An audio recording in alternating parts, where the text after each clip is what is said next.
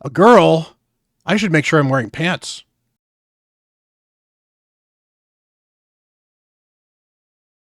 Hello, everyone. Bront, CatHerder here. We're having some fun talking Raid Shadow Legends, and I am not alone. We have the lovely LeilaFox here.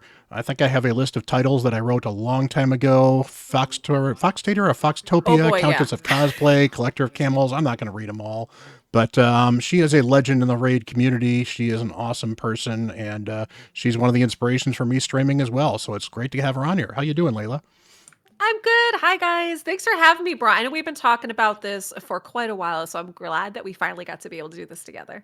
Yeah, and we've been kind of collabing for a while because I've certainly supplied stuff for your channel as well. And, I like to make fun of you on stream. We have all kinds of fun stuff. But, you know what? It's all good. We're, It's all good. it's all good. So today we are going to be chatting some about our most desired champions. So I figured we'd probably talk, maybe throw a legendary out there, throw some mythicals out there as well. I'm probably going to ignore the fact that Marishka and Taurus exist because honestly, who wouldn't want a Marishka and Taurus? So let's talk about champions that are Right? actually kind of interesting, why we really like them, So, and you are the guest, so I will put you on the spot and make you go first. Ooh, absolutely. I'm good with that. So my viewers know that probably like the tippity top of my most wanted. No shocker there is Yumeko. And you're already hovering over because you're like, Oh yeah, yeah. we know that's where we're gonna be headed. Now, Hmm. obviously, Yumeko, for obvious reasons. I mean, one, she's a fox, I'm a fox. It's like we're basically kindred spirits. Raid basically made her after me. I mean, come on, we know this. But I mean, even beyond that, her kit is amazing. Absolutely love like her resets. I love her animations too. Even the ones that we have where it looks like she like kind of like jumps like the fox kind of thing. Just absolutely love her. And I don't have her, and God help me, I pull every single time I can try with voids to try to get her. Yeah, I mean, she's got a great aura and even got some fun passive with the perfect veil, so she's immune to debuffs, the reset, and the Mm-hmm. cooldown increase as well. Great in Yep. arena, great in all kinds of places. This hex changing where things get directed is pretty underrated as well. You can actually cause all kinds of fun chaos in arena with this too, and even an A1 that steals turn meters. So just an absolute unit of a kit. Lovely, lovely champion. They've knocked it out. They Raid always does, and you've cosplayed her, so you deserve her. So, Absolutely. Thank you. And yeah, I mean, her design is amazing. Like they really just knocked out of the park with her. yep. And said the fun lore too with Corrado. Not that he's desired because he was a fusion we got at the time, but the story is kind of cool too, and she partners with him as well. So it's fun combo, and you've got one of them, I'm sure. So, I do. I have Corrado and I just see Numeko. alrighty. So we are going to start with dwarves because that's kind of a Layla thing as well, and we're going to go here with Senna, actually. She is a newer champion that I have really not seen a lot of, which is kind of why I'm kind of interested in her. The kit That's is true. kind of fun. In fact, do you even know what she does or not really? I don't have her either at all. Hmm. So she is a unit of a healer and a turn meter booster. So she's got an A1 that activates continuous heals on each ally, and 60% chance on that. That's something you only get on Wyther, but that's super useful for healing. She's got a increased speed and 2 continuous heal buffs, and a turn meter boost for 20% on a 3-turn cooldown. So this is a beast of a healing ability. On top of that, if you put in protection set, she can be kind of fun with that, with 3 buffs there. And then revives all dead allies for 50% turn meter and 50% HP. Well, this is kind of cool though. Then teams up with all the allies revived with the skill to ally attack with them against the target with the lowest HP. And I think Ooh, it's that's the a fun one. only revive that I've seen where you just gang up with everybody and attack after you revive. So it's kind of cool. And That's neat. finally, continuous heals, when they activate, give you a turn meter boost as well. So basically, everybody's taking a turn, everybody's getting turn meter boost. You've got a 19% aura in all battles. I think that she would absolutely be a lot of fun. I think she'd be fun in Hydra. I think it could be an interesting surprise in Arena to shake things up a little bit as well. And definitely a fun dwarf. And yeah, I don't see a lot of It's a her nice one. because it's fairly new. And Yeah, to your point, I actually don't think I've seen her anywhere either. I don't even know if anybody really has her, or if they do, if they're even using her. So I'm curious if your viewers, if you guys have her for using her, drop a comment too and let us know. yep. All right. So where's your number two? Number actually. two, again, should not probably be a shocker for my viewers here. Yeah, you already know he's in Demon Spawn because it is Duchess, which obviously you have. I do not. God help me, I've been trying to get a Duchess forever. Demon Spawn was one of the last faction wars I completed. I really struggled in there. I had to use Door the Hunger as my reviver, Hmm. which is still my reviver in that faction, by the way, too. So really, really, Duchess is like high up there along with you, Meko, for the a champ that I really want. Yeah, you got the wonderful veil here that's great for arena because it basically directs everything to her. You've got, well, this is the actual veil, and then you've got the revive here. Yep, And and that's the really the only heals. place where she's kind of been power crept a little bit is because there's no turn meter on this. This is kind of slowly but surely becoming a less desirable revive, but it's still an AoE revive. It's great for a lot of the PvE content. It's still highly useful. And then, she throws shields on the A1, but that's not what you're building a Duchess for. And she's got a nice aura, too. Not to Yeah, mention she's the great. turn meter, or that turn meter, the damage decrease on the AoE is actually really nice. So, Yep. very, So very maybe if the underrated. raid gods smile upon me, I'll get her eventually. Yeah, I mean, you've pulled Duchess for how many people? I mean, Oh my gosh, it's true. Like I pull her all the time for people, and Yumeko too as well. Like I pull them mhm. for other people, just not myself. Yeah, I think the legendary one is watching this when you pulled a Duchess for a Yang when she was looking for a rare on a single pull and you pulled a Duchess instead. Yeah, that was back with the which one was it? Was it the Vogoth team there? It was the clan boss Oh, one, that's right? The right. one She that won a everybody was cadaver. trying to Yes. build. That was it. Yes. So he comes into my channel, and you were there too. That's why we all Yeah. know this. And so he's like, "Hey, he's like, look, I'm just trying to get a Vogoth. Can you just pull some random agents for me?" And I'm like, "Sure." So I pull a shard. The first one's Duchess, and I'm like, "Look, I know it's not Vogoth, but will you settle for Duchess?" And he's like, yes." They think that'll be quite okay. So, all right. Well, I am up and I am feeling a lot like Christmas because we're going for the tree.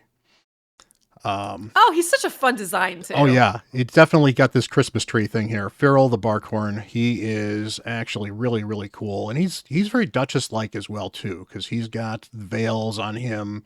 He's got the decreased speed on the A1 versus the boss. It ignores 20% resistance. That'd be nice, but I don't think he ignores it. Oh, he ignores it on this one too. So decrease accuracy and block buffs, very useful in Hydra as well. And again, with 20% resistance, he doesn't need as much resistance, which is or buff accuracy, which is nice. And then he's got an increased resistance and a perfect veil, which is really kind of cool. 4-turn cooldown, basically functions like Duchess. It's everybody except for himself. The increased resistance is for 3 turns as well, which is really kind of cool. And then finally, if they're under buffs, they get additional resistance, accuracy, and damage dealt, which is really kind of cool as well. The combination of decreasing the enemy's accuracy, increasing everyone's resistance, means that there's a good chance you might resist almost everything you can resist in Hydra, which makes him really kind of cool. And a flat 20% damage boost is just a great way to do damage in Hydra. So he's just kind of a really cool champion. Lots of value in that. He could certainly be used in arena as well in a similar role as Duchess. He's even got an aura here, Mm, resistance in all battles, and honestly, he looks kind of cool. So he does. I'll take him for Christmas. And so many cool points too. Yeah, definitely a top shelf champ for sure. Mhm. All right, so you got a mythical in line for you, don't you? I do. And so here's the thing is like I have no mythics. We've talked about this. Hmm. Even Lady Macaj, I still need one epic to be able to fuse her. So, even she's evading me.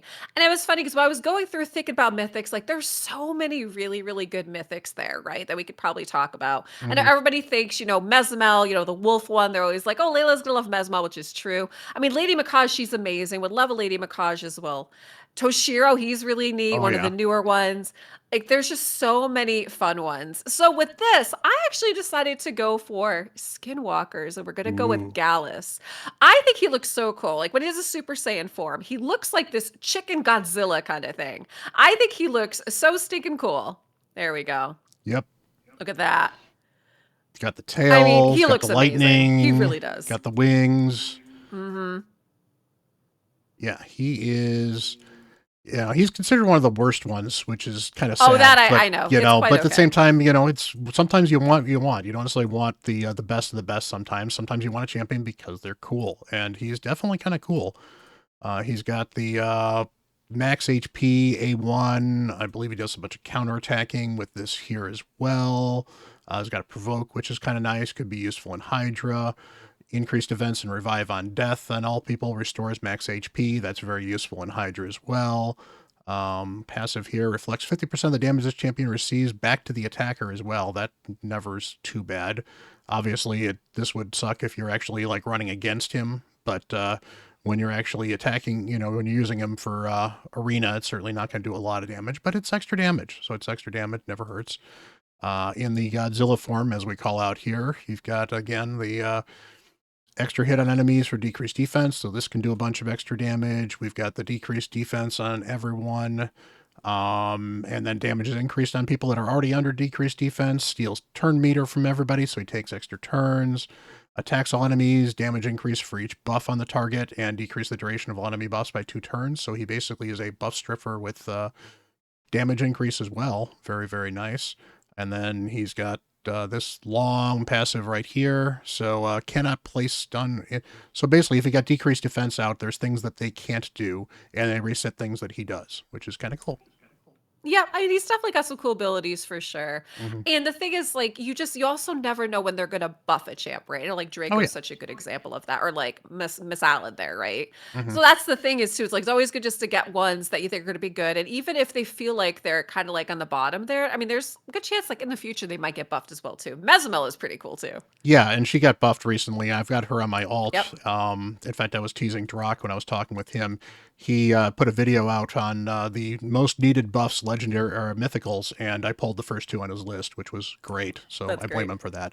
But yeah, she got the buffs. She now actually absolutely nukes on one of the abilities. Does decent damage on the other stuff as well, but very, very flexible. And again, it's all mythicals. So I think my most wanted mythical is going to be Galathier because he is just so Oh, he's flexible, cool. and he's Kale's dad, so there's that too. It's true. So, There's that. but he is so cool, and he looks really sweet too.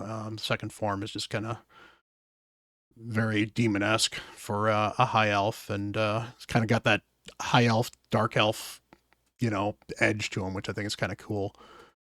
Gives you the attack all enemies here, fills turn meter. Does the block debuffs on everybody else. This is kind of more of a support role. Revives all dead allies as well, which is kind of nice. And then the passive receives less damage for resistance. So he's one of the few champions that really pays to stack defense on because he gets powered up by the resistance that he gets as well.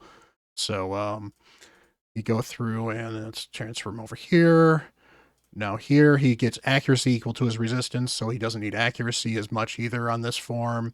Attacks all enemies. He does an absolute crap ton of damage here. Attacks all enemies with blocked active skills, locks them out as well.